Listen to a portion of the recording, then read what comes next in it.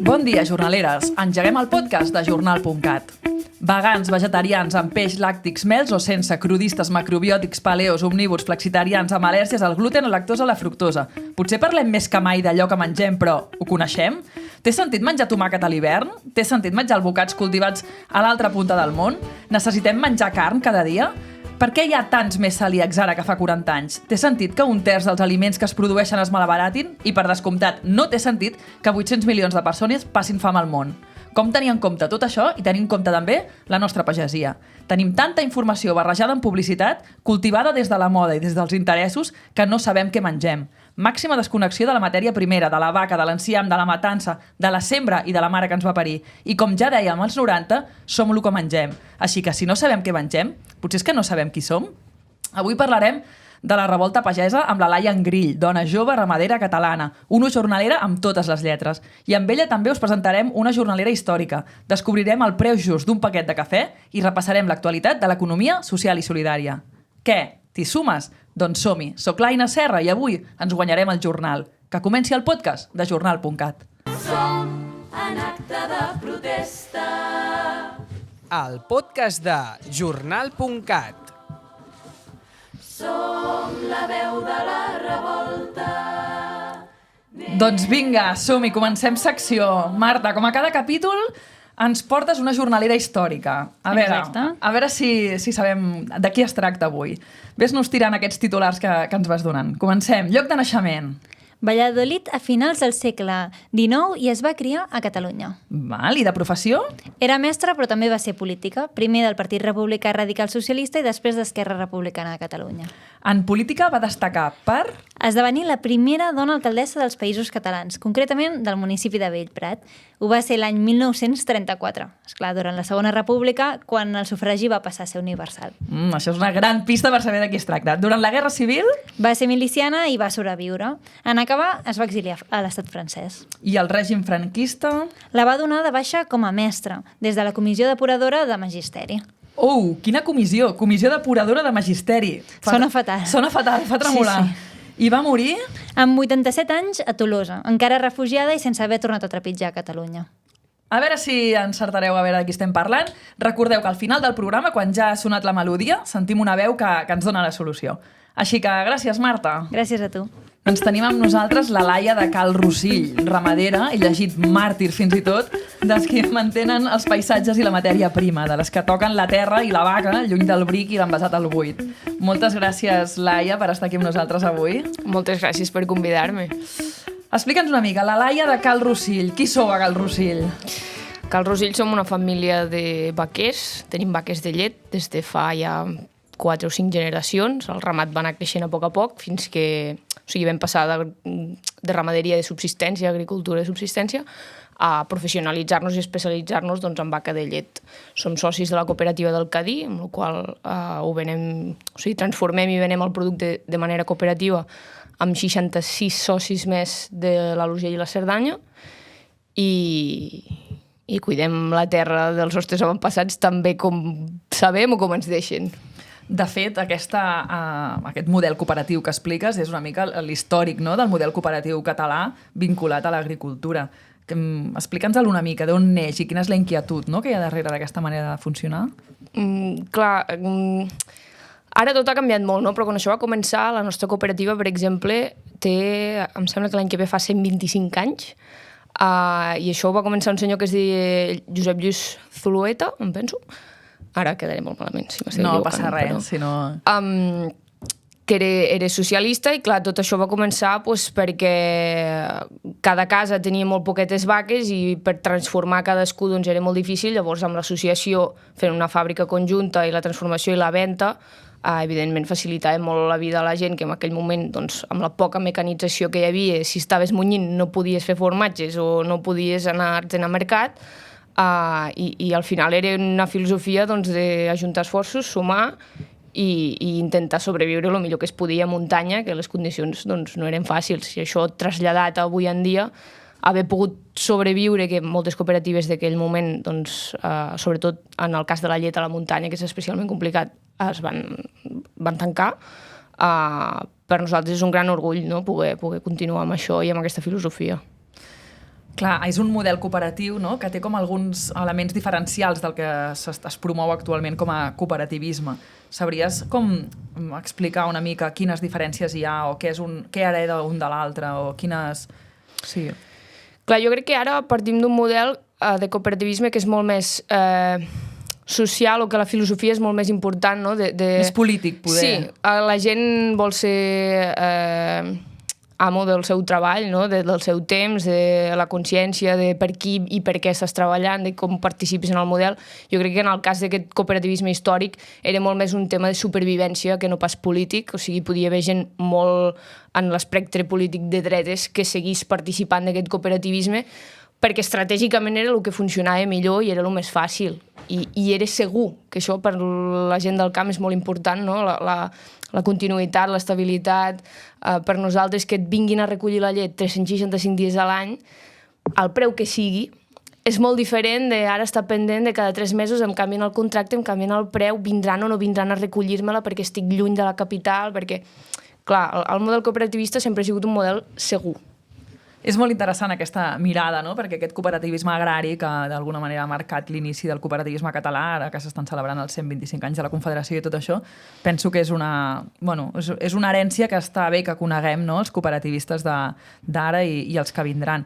També ara estaves explicant una miqueta el model, no?, agrari o ramader, que a vegades fora del món rural se'ns escapa el detall. Explica'ns una mica allò, de manera simplificada, pels que no ho coneixem, com funciona el sistema, el model de venda, no?, diguem-ne? És a dir, això que et venen a munyir, qui posa el preu, quines relacions hi ha que hem de tenir en compte o que està bé que coneguem? Clar, avui en dia les relacions de poder i de mercat que hi ha al sistema agroalimentari degut al capitalisme salvatge que vivim, doncs s'han complicat una miqueta. Hi ha tot el que és el sistema de la integració de les grans indústries, etc. Que és a dir, tu només ets amo de les instal·lacions, no ets amo ni dels animals, moltes vegades ni del seu menjar, sinó que hi ha una gran empresa que te'ls porta, te'ls recull, et paga un tant per cuidar-los i pel manteniment de les instal·lacions, i et diu, literalment, quan et pagarà per la teva feina i ja està. O sigui, ets tributes com a autònom, però ets pràcticament un assalariat, estàs completament venut a les llotges, a el que ells diuen. No? Això a Cal Rossell és així? No, això ja tindríem com 2 sistemes, jo crec, principals, no? Un que és molt industrialitzat, molt anant a número, a volum, etc. I després hi ha el model, podríem dir, tradicional, on tu ets amo de la terra, dels animals, de les instal·lacions, de tot, i vens o al detall o a mitjà volum, podríem dir, tens diversos clients, si ets ramader és una cosa, si ets agricultor és una altra, no? O fins i tot hi ha qui pot i té la possibilitat preciosa i magnífica de transformar i arribar fins al final al consumidor, que és evidentment el model més desitjable, però també el més difícil d'aconseguir. Val. En tot cas, veneu més al comprador més petit, mitjà o gran. Aquestes relacions, quines relacions teniu amb les grans, diguem-ne, marques, grans superfícies, grans supermercats que distribueixen? Clar, és una lluita constant, no? Vull dir, hi ha qui té la visió aquesta de que ens necessitem els uns als altres, perquè la gran superfície, sense la matèria prima, doncs no té amb què treballar, i a la vegada tu els necessites amb ells perquè produeixes un volum considerable de menjar que per tu sol t'és molt difícil de distribuir, de transformar i de vendre, no? Perquè et facis una idea, nosaltres a casa meva munyim un centenar de vaques i produïm uns 2.800 litres de llet diaris.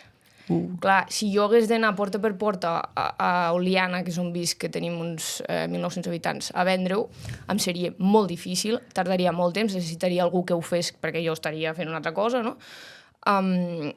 I clar, tot això, a mesura que la societat també es va tornant més especialitzada, tothom treballa moltes hores, ningú té temps d'anar a la botiga, tothom va al supermercat a agafar el que pot i el preu que pot. Clar, això és... no és inviable, hi ha gent que ho fa, però en el cas de la llet, per exemple, o els productes alimentaris que es fan malbé molt de pressa, no els pots conservar, és encara més difícil. Jo d'un dia per l'altre, si no em trec la llet de sobre, hòstia, em fas formatge, però, saps? Sí. I després mires al cel i no plou i no sé què, i bueno. I, per tant, per tenir un exemple concret, diguem-ne, en el vostre cas, com ho feu? Clar, nosaltres tenim l'avantatge aquest de, a l'associar-nos, a nosaltres tenim un contracte amb la cooperativa que ens ven a recollir la llet cada dia, Nadal, Sant Esteve, és igual. Val. La venen a recollir, la porten a la Seu d'Urgell, que està bastant a prop, la transformen allà als treballadors de la cooperativa i després ja es fa una venda conjunta, evidentment. Val. Crec que estem una mica ubicats, no? Unes primeres idees de com funciona el sistema. I recentment, no, durant els últims mesos, la primavera, veu omplir pàgines de diaris, no, pel que es va anomenar la revolta pagesa. Més enllà de que, no, ens consta que tu formes part de Unió de Pagesos. Correcte. Què va passar? És a dir, una mica què va passar en aquell moment? Què és el que va fer que la pagesia i la ramaderia omplíssiu pàgines de diari, diguem-ne? Més enllà de tallar carreteres amb tractors, que és bastant via invisible. Clar, aquí hi ha potser dues coses que m'agradaria esmentar. La primera és que són molts anys que portem ja de lluita constant contra les grans indústries que pacten el preu entre elles per pagar el mínim al pagès, que posen uns preus moltes vegades inferiors al nostre cost de producció, amb la qual la viabilitat de les explotacions a nivell econòmic és cada dia més difícil i més dura. Llavors, amb tota aquesta motxilla i aquest pes, no, arrossegat de sequera, crisi de preus perquè no hi ha una regulació ben feta per part de l'Estat per assegurar un preu mínim al productor, i tot aquest malestar, al veure els companys de França i de la resta d'Europa mobilitzar-se, el que diuen que una imatge val més que 1000 paraules, diuen, hòstia, jo no em puc quedar a casa, si aquí tothom està posant, no, de la seva part i tothom està enfadat i doncs, jo també estic enfadat, jo també vull sortir, jo també vull reivindicar el que crec que és just. Val, i això fa, no, que sortiu d'alguna manera aquestes imatges que vam veure bastant significatives. I si ens pots explicar una mica, sintetitzar una mica quines són les demandes, no? Hi havia un tema de burocràcia, no, que crec que és una cosa com molt rellevant de les que va sortir. Quins temes són els eixos, no? Sí, potser podríem dividir-ho entre els problemes que tenim amb la fauna salvatge, de danys als conreus, i la falta de solucions, perquè la fauna salvatge en si no és un problema, no? Sinó que no hi ha alternatives o com que ja arrosseguem tots aquests problemes econòmics, els danys als conreus doncs, encara s'afegeixen a les dificultats per produir. La burocràcia, com molt bé deies, és que estem absolutament enfonsats de papers, de permisos, de taxes, de repetició de papers que ja hem enviat, ara envia'ls a un altre organisme, vull dir, és absolutament horrorós. I després, sobretot i molt important, és el tema dels preus i la llei de la cadena alimentària, que està feta literalment a mida pels senyors de les grans corporacions alimentàries i supermercats perquè puguin doncs, negociar i renegociar amb les seves quotes de poder dins el mercat sense cap mena de topall. Vull dir, aquí, en el nostre cas de la llet, és segurament dels més coneguts, no? Tenim ja per l'Audiència Nacional demostrat un càrtel de la llet i un pacte de preus entre les diferents empreses principals làctiques de l'Estat, i llavors tot l'impacte que això genera, no? en les nostres explotacions. I si teniu una resolució a favor d'aquest càrtel, no hi ha una resposta, no hi ha una solució, no s'activa una multa milionària que encara estem esperant i unes compensacions pels pagesos, però és que em sembla que eren més de 10 anys de càrtel, o sigui, de pactació de preus. Sí. No? I tenim altres demandes, per això pactaven les indústries transformadores, però que ara vam presentar una altra demanda contra els supermercats, per pactar els preus de les marques blanques. Increïble. Fruit del que va ser, més enllà, diguem-ne, d'omplir pàgines de diari, portades de diari, què ha passat després, no? Perquè, clar, arriba l'estiu, no sé què, tal, i la cosa... Però vosaltres seguiu allà, òbviament, no? Clar, evidentment, ara ha vingut un moment, jo crec, d'organització de la lluita, no? D'assentar-nos i dir, vale, anem a pactar uns punts molt concrets, anem a organitzar-nos, qui ens representa, com ens representa, etc. Però el que ens ha fet torndotellar una mica més, no? és el canvi de govern, que ara doncs, tots els temes que tenies treballats ja una mica a nivell sindical o el que fos, doncs has de tornar a començar, li has de tornar a explicar tot a un equip de govern nou, has de negociar si t'ho compren o no t'ho compren, quines millores fan, de quin pressupost disposaran, no? Vull dir, ara és un moment bastant incert, la veritat. De totes maneres, han tret titulars de que hi haurà un impuls, diguem-ne, al sector primari. Cuando lo vea lo creeré. Quedem llavors, no? És a dir, quan sigui així tornem a quedar i en parlem amb alegria. Molt bé, Laia. És a dir, si ara ens haguessis de dibuixar, no? Una mica el que seria per tu la utopia de la relació del món primari, del món agrari, ramader, amb la resta, no? de la societat, perquè ens entenguem, no? Perquè tinc la sensació que l'àrea metropolitana de Barcelona i tot el món empresarial com molt depredador, no? Del món rural i a més poc conscient, o sigui, com... Què seria l'ideal per vosaltres? Mira, per mi l'ideal seria menys paraules i més fets, però sobretot que qui no sàpiga del que s'està parlant, que s'abstingui d'opinar. Jo no tinc Twitter per una raó molt senzilla, perquè estic farta de veure gent que literalment no sap distingir el que és una teta d'una vaca de lo que és la cua, saps? M'entens? Parlar o opinar sobre quin sistema agroalimentari necessitem, que dius, a veure, primer trepitja el fang i després digue'm què és raonable, què és el que es pot aconseguir, com ho podem fer per millorar, no? Vull dir, tinc molta sensació de que també es culpabilitza el productor quan literalment el govern ha permès els abusos que hi ha hagut, així de clar, el govern, les lleis... Vull dir, si hem arribat als nivells de porcs en relació a humans que tenim a Catalunya, és perquè algú ho ha permès, no perquè els agricultors hagin vinga, vaig a posar porcs perquè sí, no. Perquè el mercat ens hi ha arrossegat, perquè cada dia has de posar més animals per tenir el mateix nivell d'ingressos o de beneficis, i perquè el govern ha dit, durant molts anys el canvi climàtic, els problemes de la contaminació no s'han tingut en compte i s'ha permès. Llavors, ara, a veure qui és el valent que li diu a un pagès que té un parell de granges de porcs, no és que ara ens sobren, saps? Ara tanca. No és el mateix que anar a les grans fàbriques de porcs a dir-los, mira, hem de trobar un punt d'equilibri, no? Però vull dir, moltes vegades, no, és que no, la carn i els porcs i... A veure, anem per parts. No a la carn, a quina carn? A la produïda industrialment o a les vedelles que pasturen al Pallars? Si no tenim bestiar estabulat, no tenim fertilització pels camps. Si no tenim fertilització pels camps, els camps s'abandonen perquè no són productius i si s'abandonen tenim incendis. Llavors, és una relació mega complexa en la qual tothom té una opinió formada, però molt poca gent coneix realment què és el que es pot fer. I el primer que s'hauria de fer és planificar amb coherència, que és l'únic que no s'està fent. Per tant, és dir, objectiu, sobirania alimentària.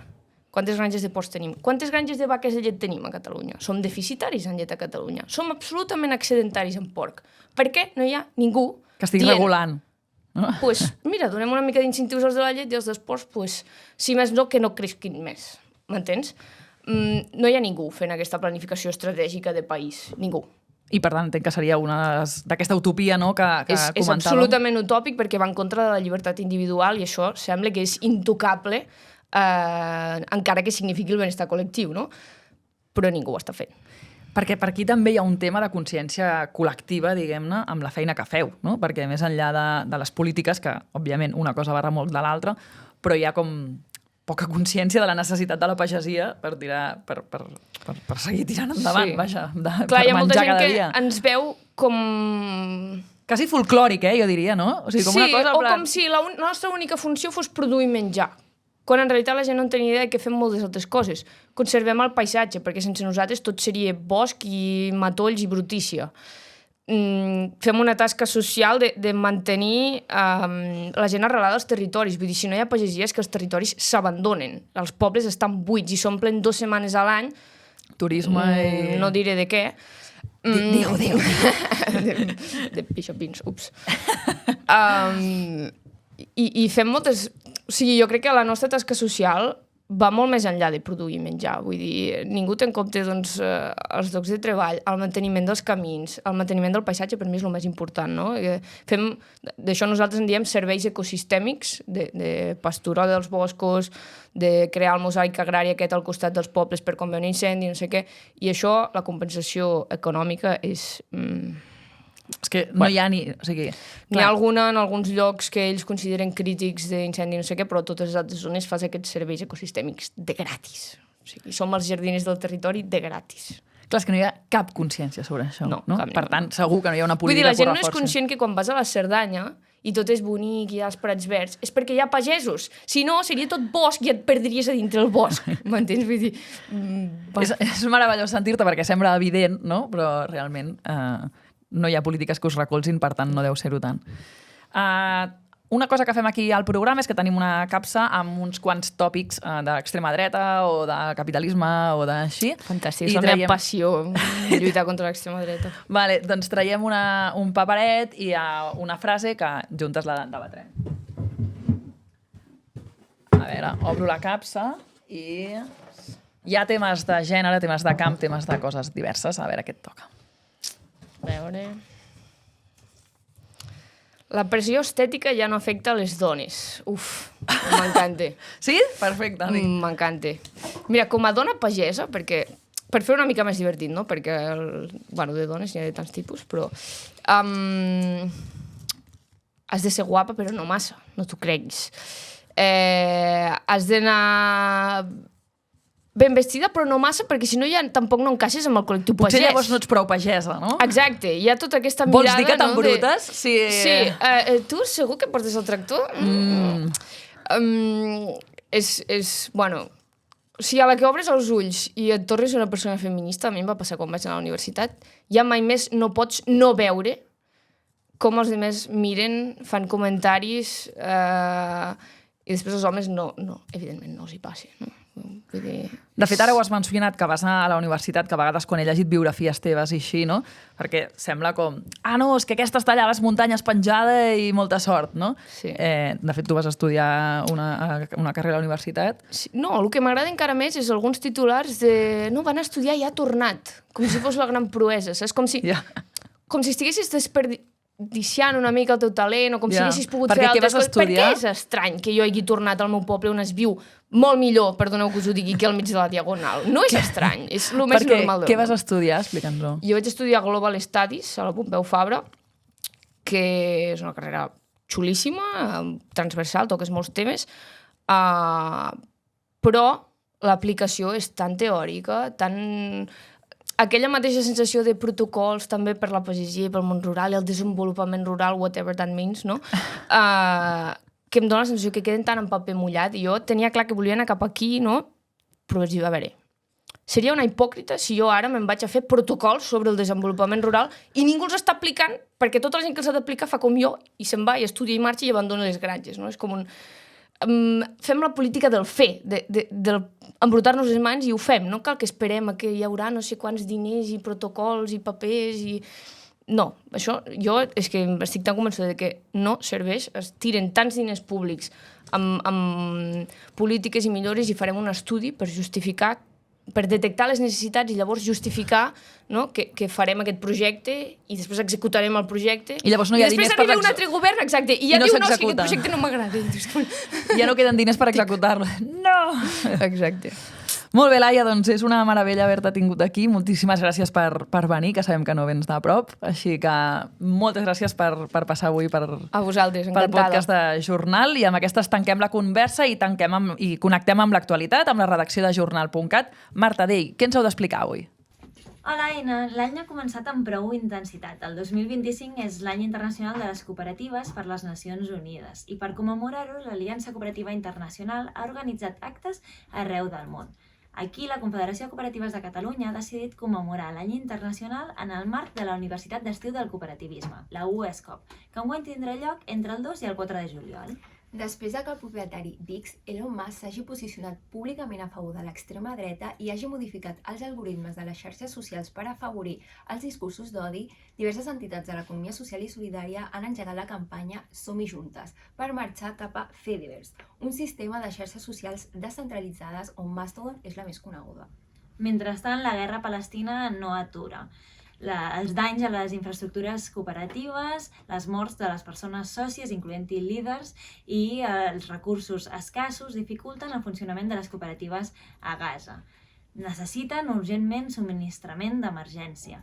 I per això la Unió de Cooperatives d'Habitatge de Palestina reclama ajuda a la resta de cooperatives. I més notícies. La cooperativa Avanba impulsa el primer obrador compartit de productes cosmètics naturals de Catalunya. La Cooperativa de Treball i d'Habitatge de la Vall Fosca, en Vall Cooperativa, desenvoluparà conjuntament amb el CSIC i la UPC un prototip de serradora portàtil intel·ligent.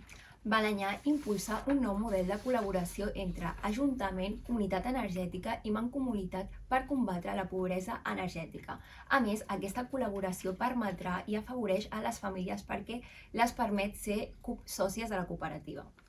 La comissària europea, Roxana Minsato, assumeix les competències d'economia social, després que diversos governs reclamessin una cartera específica d'economia social. I fins aquí les notícies aquest mes. Us seguirem informant. Marta Dei, moltíssimes gràcies per aquesta repassada de l'actualitat des de la redacció de jornal.cat.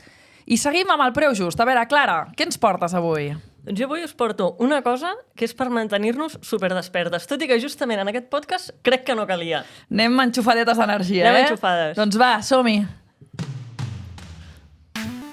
El preu just.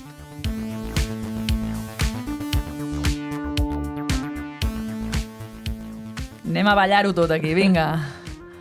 Us donem la benvinguda al Preu Just, el concurs que posa mirada al preu real dels productes que consumim. Ja sabeu com funciona, ho sabeu de memòria, però per si un cas, ho repetim. Descrivim un producte i aleshores hi haurà 3 concursants que telefònicament posaran un preu en aquest producte, el preu que considerin que és més just. Aleshores, qui s'apropi més al preu real guanya un premi fantàstic. Un val de 25 euros per comprar a la Zona, el mercat digital del consum responsable impulsat per la cooperativa Opcions. Pam! Aina, tu Digue'm. cada matí, quan entres a oficina, què és el primer que ingereixes? Anava a dir, engego l'ordinador, sí. Però després... Però no te'l menges? No. Et menges uns quants emails, potser sí. Això sí, però després faig un cafè, efectivament. Un cafè. Això és el que portem. Val? Explica'm una miqueta. Aquest Característiques... plural majestàtic, el que portem avui. El que portem. És com a programa, és com a jornal, és un col·lectiu així. Jornal portem. Avui portem un paquet de cafè de 250 grams. És 100% aràbiga, que és el que es considera de qualitat superior, que jo ho desconeixia totalment. Vale. I què més? I està fet, molt important, exactament per això el portem, està fet per una cooperativa que es diu Ucei, que treballa molt té com molta consciència social, molta consciència ambiental, etc. Veig que és de Nicaragua. Sí. Veig aquí que m'has posat el guió. Preciós. Que proximitat no seria. Bueno, Perquè no s'ha... no, perquè, a veure, d'una banda, aquí no produïm, els Països Catalans no produïm cafè, però a l'altra, et vull recordar que tant tu com jo, precisament, al despatx, Bueno, el vale, cafè sí. el tenim molt, molt a prop. El tenim Contradiccions així. quotidianes, ja ho sabem. Però ser-ne conscient, no? Allò, En som conscients, Ve de sí. Nicaragua. És cert. Ve de Nicaragua, no produïm cafè aquí. Val? Però també m'ha semblat com molt xulo doncs, destacar una cooperativa nicaragüense. Vinga, doncs. I qui posa preu avui?